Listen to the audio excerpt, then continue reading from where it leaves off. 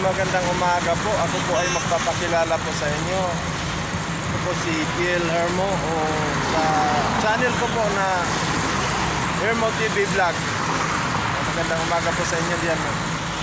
Ikikwento ko lang po yung buhay namin sa buhay construction. Dito po ako nagtatrabaho sa San Miguel Archin. At ikikwento ko po yung buhay namin sa trabaho namin sa pang-araw-araw. Ito po, simula ngayong umaga na to, ito papakita ko yung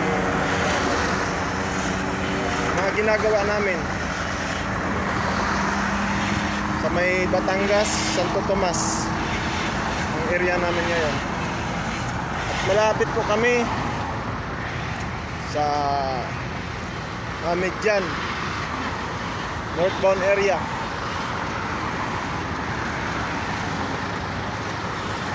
Ito po yung operator ko. Gagong gupit po, gagong gupit. Hindi, sa YouTube ko to, ayan o.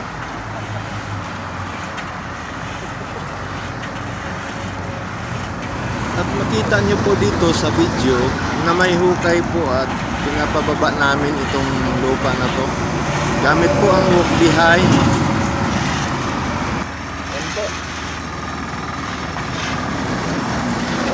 Dati po itong star toll na biniba na. At ngayon po ay pinapalawak ng San Miguel para po palawakin ang daan. Simula Alabang hanggang Batino. Ngayon naman po dito na po kami sa may Santo Tomas area.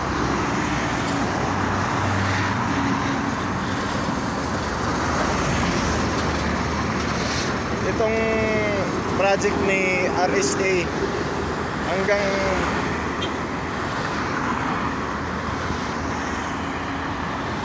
ano po ang tagal mabanggit sa Bicol.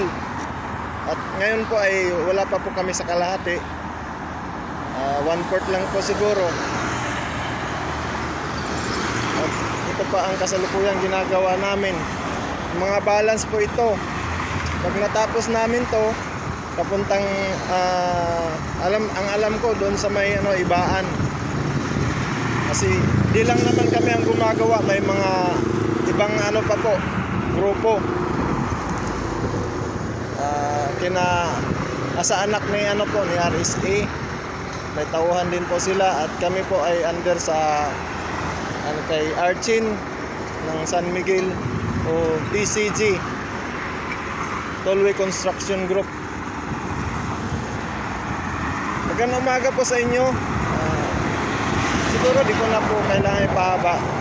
Sa susunod na po, ikikwento ko na po sa inyo kung may maganda akong makita na lugar po. Please like, share, comments, o subscribe. Thanks for watching.